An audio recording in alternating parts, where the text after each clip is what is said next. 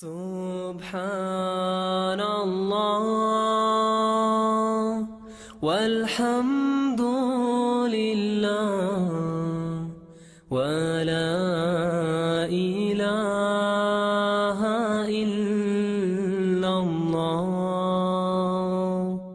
سبحان الله والحمد لله ولا إله إلا الله سبحان الله والحمد لله ولا إله إلا الله سبحان الله والحمد لله ولا إله إلا الله All thanks are due to him. En France et ailleurs, Averroès n'a aucune place dans la philosophie moderne actuelle. Les musulmans, c'est pas eux qui ont traduit toute l'œuvre et l'héritage philosophique des Grecs, n'est-ce pas, par la traduction des musulmans que ce patrimoine-là a été transmis à l'Europe. Oui, je pense que c'est très intéressant parce que ça permet de se rencontrer et puis d'échanger et de dialoguer comme ce que nous avons vécu là pendant 2 heures, où chacun a posé des questions qu'il voulait, des questions quelquefois très pertinentes et qui n'étaient pas toujours en accord avec l'islam par exemple, mais les gens ont eu des réponses. Je pense qu'il les a éclairés et qu'il leur a permis de mieux comprendre et où chacun a pu exposer son point de vue sans difficulté et où chacun a pu essayer de se comprendre. Et puis je crois justement que ça permet de faire avancer le dialogue et puis d'adopter des points de vue qui quelquefois vont plus loin que des informations partielles que nous donnent les grandes chaînes de télévision ou de radio. L'imam Aminejdi, est-ce qu'il a répondu à certaines questions que vous n'avez pas posées, mais peut-être qui tomberaient dans un coin de la tête, peut-être des questions, on y resterait toute la nuit. Je pense que là, il y a beaucoup de choses. J'ai appris des choses très intéressantes. Mais je crois que il y aura encore beaucoup d'autres questions. C'est pour ça que je reviendrai si jamais il y a un autre débat. Merci. À bientôt. Au revoir. Mon cher Dominique, d'abord je tenais à te remercier. À ton habitude, tu y réponds toujours favorablement donc aux portes ouvertes. Tu deviens donc je crois qu'on va te nommer prochainement le guide pour les visiteurs. Je voulais en fait te poser une question principale, c'est que penses-tu en fait de cette ouverture de porte de la mosquée qui se réitérera toutes les journées au moment des journées du patrimoine. Donc que penses-tu en fait de cette ouverture de mosquée à Toul? Je voulais simplement vous en féliciter. Je l'ai dit à l'instant devant cette assemblée, c'est la 2e fois après Tomblaine, 2 dimanches de suite où je participe à ces thés de la fraternité. Je connais les initiatives de la mosquée de Toul dans la régularité pour ouvrir ses portes, pour dialoguer.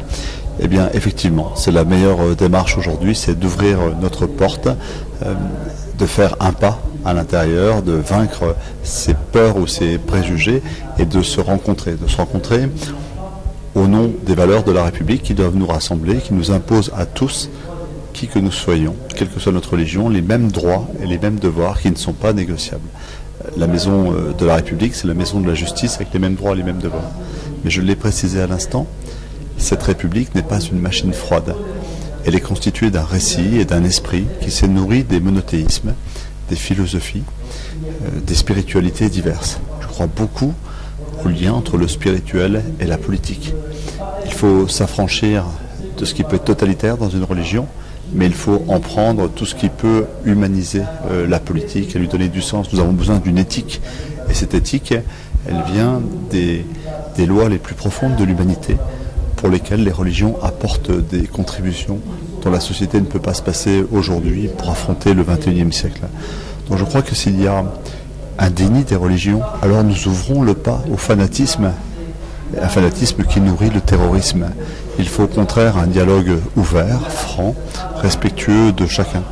Je crois beaucoup au travail d'associations comme Coexister, je crois beaucoup au dialogue interreligieux tel que vous l'avez organisé sur le Toulois avec la communauté chrétienne et la communauté juive.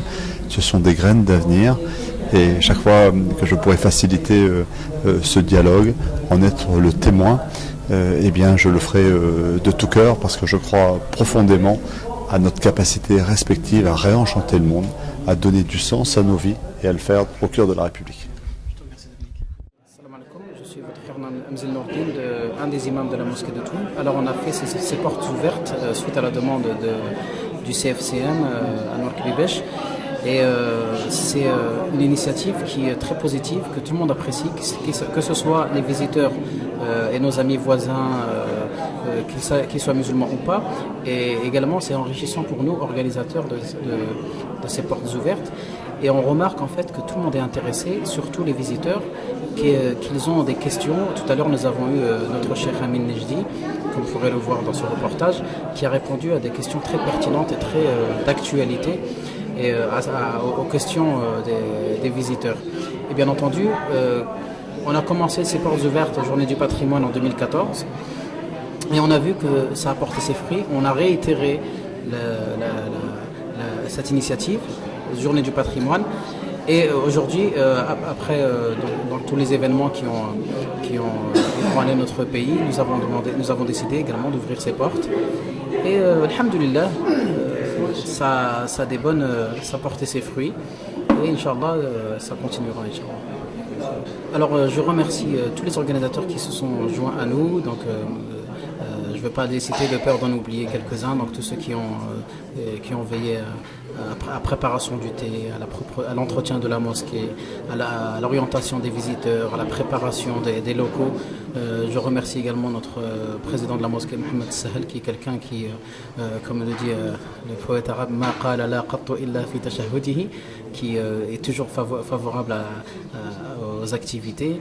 Et d'ailleurs, on voudrait dire aussi que la mairie de Toul va faire un geste à l'association de la mosquée. Elle va remettre une médaille d'or à cette association de par les activités qu'elle a depuis les années 90. Et donc Mohamed Sahel en particulier va recevoir cette médaille en tant que président de cette association. Alors les gens ont posé beaucoup de questions, sont très intéressés, beaucoup ont dit qu'ils allaient revenir, d'autres ont dit on aimerait que ça se réitère et que ça se répète, donc par manque de connaissances. Donc on leur a informé qu'effectivement on va recommencer toutes ces initiatives, elles seront toujours répétées, Inch'Allah. Alors cette démarche va toujours se faire. Et on encourage les mosquées qui ne le font pas de le faire parce que il y a une demande qui est très importante, ça les gens nous le disent, et il faut ouvrir les portes. Et l'ouverture des portes de mosquées montre l'ouverture d'esprit de ceux qui fréquentent cette mosquée, qui ont cette initiative, et ça ne peut que désamorcer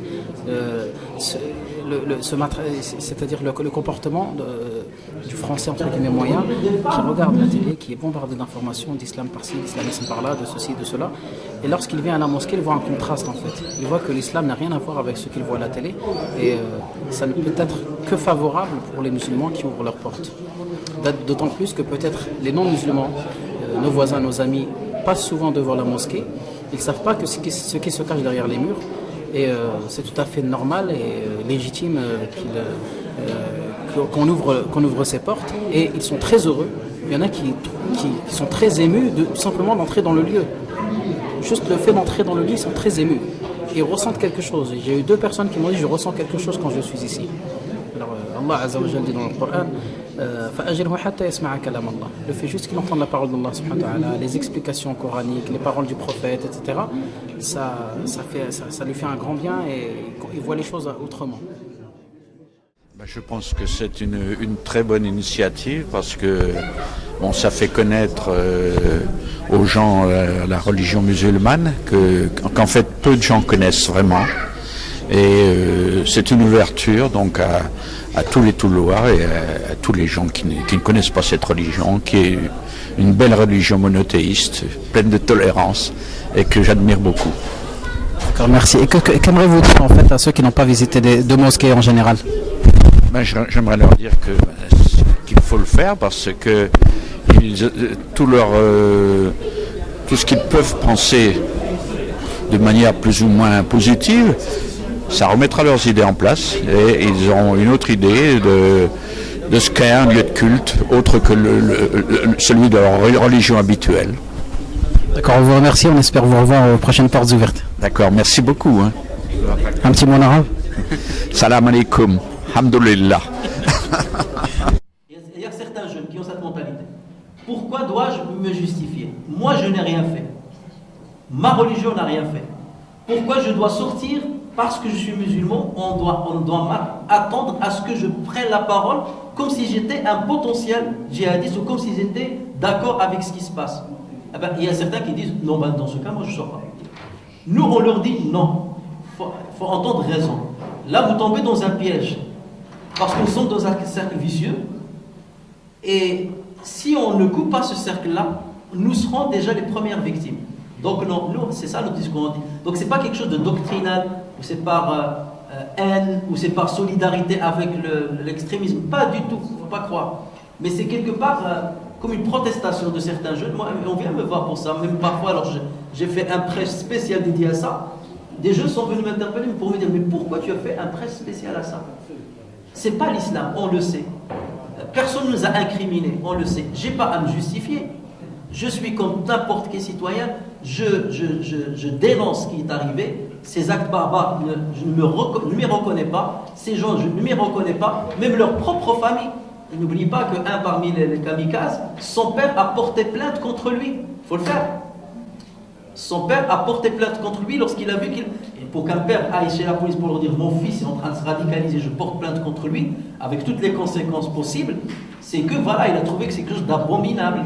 Donc les jeunes disent, je me fais leur porte, même si je ne suis pas d'accord avec sa thèse, bien entendu, qui disent jusqu'à quand je dois me justifier.